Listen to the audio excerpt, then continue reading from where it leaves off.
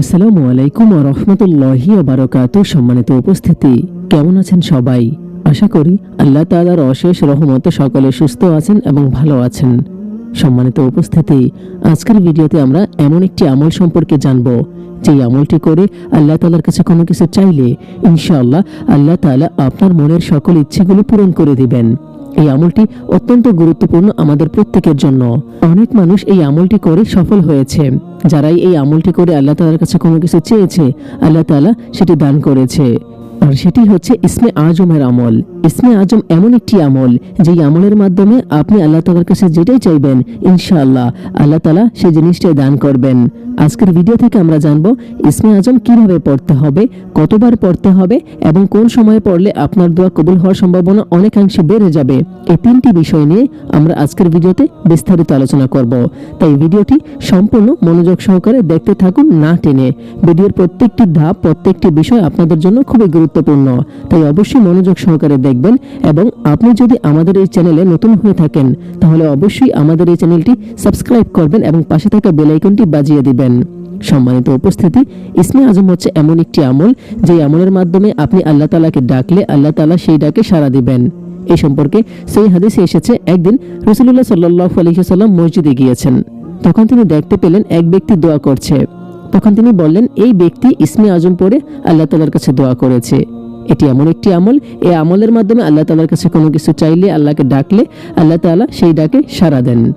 এই হাদিসটি থেকে আমরা বুঝতে পারলাম যে আপনি যদি আল্লাহ তাআলার কাছে ইসমে আজমের মাধ্যমে কোনো কিছু চান তাহলে ইনশাআল্লাহ এই আমলের বরকতে আল্লাহ তাআলা আপনার মনের সকল ইচ্ছেগুলো, সকল চাহিদাগুলো পূরণ করে দিবেন। কি চমৎকার একটি বিষয়, তাই না? ইসমে আজমের দোয়াটি আমরা ভিডিওর শেষ অংশে দিয়ে দিব, সেখান থেকে আপনারা দেখে দেখে অথবা শুনে শুনে মুখস্থ করে নেবেন। যারা পড়তে পারেন তারা তো আলহামদুলিল্লাহ পারেন, এবং যারা পড়তে পারেন না তারা শুনে শুনে মুখস্থ করে নেবেন। আর যদি মুখস্থ করতে কষ্ট হয় তাহলে শুনে শুনে তারপর আল্লাহ তাআলার কাছে দোয়া করবেন, ইনশাআল্লাহ আল্লাহ তাআলা কবুল করবে। এখন আমরা প্রথম যে তিনটি ধাপ নিয়ে আলোচনা করব সেই তিনটি ধাপ সম্পর্কে জানবো। এরপর শেষে আমরা দোয়াটি জেনে নেব। প্রথমত হচ্ছে এই দোয়াটি কিভাবে পড়তে হবে। এই দোয়াটি আপনি দিনের যে কোনো সময় পড়তে পারেন। আপনি যখনই দোয়া করবেন এই দোয়াটি পড়ে আল্লাহ তাআলার কাছে দোয়া করবেন।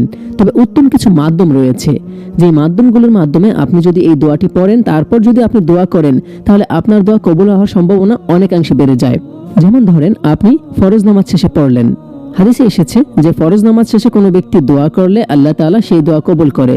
আর আপনি এই দোয়াটি পড়লেন, তখন আপনি ফরজ নামাজ শেষে ইসমে আজম পড়লেন অথবা মুনাজাতের ভিতরেই পড়লেন, তারপর আপনি আল্লাহ তাআলার কাছে চাইলেন, তাহলে কি হলো? আপনার দোয়া কবুল হওয়ার সম্ভাবনা একটু বেড়ে গেল। এখানে আপনার দুটি সুযোগ হয়ে গেল। এরপর হচ্ছে তাহাজ্জুদের সময়, যে সময়টিতে আল্লাহ তাআলা প্রথম আসমানে নেমে এসে আপনাকে আমাকে ডাকতে থাকে যে কে আছো, আমার কাছে চাও, আমি তাকে তাই দিব। এভাবে আল্লাহ তাআলা আপনাকে আমাকে ডাকতে থাকে। ঠিক এই সময় আপনি যদি তাহাজ্জুদের কিছু রাকাত নামাজ আদায় করে তারপর আপনি ইসমে আজম পড়ে আল্লাহ তাআলার কাছে দোয়া করেন, ইনশাআল্লাহ আপনার দোয়া কবুল হয়ে যাবে। কারণ একে তো হচ্ছে তাহাজ্জুদের মতো উত্তম একটি সময়, আর দ্বিতীয়ত হচ্ছে আপনি ওই সময়ই আল্লাহ তাআলার প্রশংসা করছেন ইসমে আজমের মাধ্যমে। অর্থাৎ ইসমে আজমের সম্পূর্ণ এই দোয়াটির ভিতরে আল্লাহ তাআলার প্রশংসা করা হয়েছে। তাহাজ্জুদের মতো উত্তম একটি সময়, যে সময়ে আল্লাহ তাআলা প্রথম আসমানে নেমে আসে আর আপনাকে আমাকে ডাকতে থাকে যে আমার কাছে চাও, তোমার কি প্রয়োজন, আমি তোমাকে তাই দিব। এভাবে আল্লাহ তাআলা আপনাকে আমাকে ডাকতে থাকে। ঠিক ওই সময়ে আপনি তাহাজ্জুদের কিছু রাকাত নামাজ আদায় করে ইসমে আজমের মতো এই আমলটি করলেন। এরপর আপনি আল্লাহ তাআলার কাছে চাইলেন, তাহলে কত সুযোগ বেড়ে গেল আপনার দোয়া কবুল হওয়ার জন্য। এই কাজটি আমরা করি না। আমরা বিভিন্ন সময় অনেক আমল খুঁজে বেড়াই, আমল করতে অসুবিধা নেই, কিন্তু যেগুলোর মাধ্যমে আপনার দোয়া কবুল হওয়ার সম্ভাবনা অনেকাংশে বেড়ে যায় সেই আমলটি করি আমরা। তবে অবশ্যই আমরা যেই আমলটি করব ধৈর্য সহকারে করব, তাড়াহুড়ো করব না। অনেকে আমরা তাড়াহুড়ো করি যে আমার আজকেই প্রয়োজন। প্রিয় ভাই আমার, আপনি আল্লাহ তাআলার কাছে একটি জিনিস চেয়েছেন, এখন বলেন এই জিনিসটির ভিতর কি কল্যাণ আছে না অকল্যাণ আছে, আপনি কি বলতে পারবেন? নিশ্চয়ই আপনি বলতে পারবেন না। এটার ভিতরে আসলে আপনার ক্ষতিও তো থাকতে পারে, অথবা ভালো আছে কিনা আপনি কিন্তু জানেন না। আল্লাহ তাআলা আলিমুল গায়ব, উনি ভালো জানেন এটার ভিতরে ক্ষতি আছে না ভালো আছে, আমরা কিন্তু সেটা কেউই জানি না। আল্লাহ তাআলা ভালো জানে। তিনি আমাদেরকে সৃষ্টি করেছেন, তিনি আমাদেরকে ভালোবেসে সৃষ্টি করেছেন। তো আমাদের ক্ষতি হবে এমনটা তিনি কখনোই চাইবে না। যখন আমাদের জন্য আমাদের চাওয়াটা উপযুক্ত হবে, যেটা আমরা আল্লাহ তাআলার কাছে চেয়েছি, তখনই আল্লাহ তাআলা সেটা আমাদেরকে দিবে। ততদিন পর্যন্ত কিন্তু আমল করা বন্ধ করা যাবে না।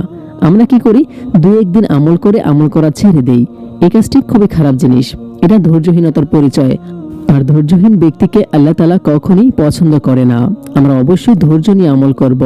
এ সম্পর্কে রাসূলুল্লাহ সাল্লাল্লাহু আলাইহি ওয়াসাল্লাম বলেছেন, একদিন সাহাবায়ে কেরামদেরকে নিয়ে রাসূলুল্লাহ সাল্লাল্লাহু আলাইহি ওয়াসাল্লাম বসেছিলেন। তখন তিনি বললেন, বান্দার দোয়া আল্লাহ তাআলা সব সময় কবুল করে থাকে যদি না সে তাড়াহুড়ো করে। তখন উপস্থিত সাহাবায়ে কেরামগণ বললেন, ইয়া রাসূলুল্লাহ সাল্লাল্লাহু আলাইহি ওয়াসাল্লাম, তাড়াহুড়ো কি? জবাবে রাসূলুল্লাহ সাল্লাল্লাহু আলাইহি ওয়াসাল্লাম উত্তর দিলেন, যে বান্দা বলে আমি দোয়া করেছি, অনেক দোয়া করেছি, কিন্তু আমার মনে হয় আল্লাহ তাআলা আমার দোয়া আর কবুল করবে না, এই বলে সে আমল করা দোয়া করা ছেড়ে দেয়, আর এটাই হচ্ছে তাড়াহুড়ো।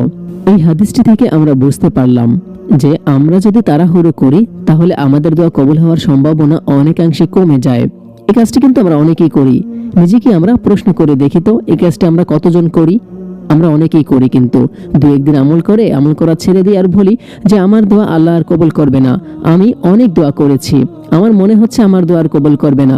এরকম চিন্তা ভাবনা কিন্তু আমরা অনেকেই করি। তাই এসব থেকে আমরা বিরত থাকব। এখন আমরা জানবো ইসমে আজম দিনের বেলায় কতবার পড়তে হবে, অথবা যখনই আমরা দোয়া করব কতবার পড়া সব থেকে বেশি উত্তম হবে। প্রিয় ভাই ও বোনেরা, আপনি কতবার পড়বেন সেটা আপনার নিজের ইচ্ছার উপর ডিপেন্ড করবে। আপনি চাইলে একবারও পড়তে পারেন, দুইবারও পড়তে পারেন, তিনবারও পড়তে পারেন। যত বেশি পড়বেন তত বেশি আপনার উপকার হবে, আপনার ফায়দা হবে। নির্দিষ্ট করে একবার পড়তে হবে, দুইবার পড়তে হবে, পাঁচবার পড়তে হবে, এরকম কোনো নিয়ম কানুন নেই।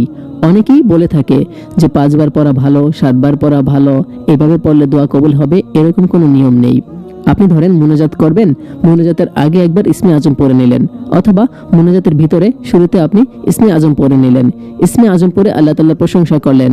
আমরা অনেকেই জানি যে মুনাজাতের ভিতরে আল্লাহ তাআলার প্রশংসা করা উত্তম। তো ইসমে আজমের মাধ্যমেও কিন্তু আল্লাহ তাআলার প্রশংসা হয়ে যায়, কারণ ইসমে আজমের যে দোয়াটি রয়েছে সেই দোয়ার ভিতরেও আল্লাহ তাআলার প্রশংসা রয়েছে। তাই এই দোয়াটি আমরা মুনাজাতের ভিতরে পড়তে পারি। তারপর আমরা চোখের পানি ছেড়ে দিয়ে আল্লাহ তাআলার কাছে চাইতে পারি।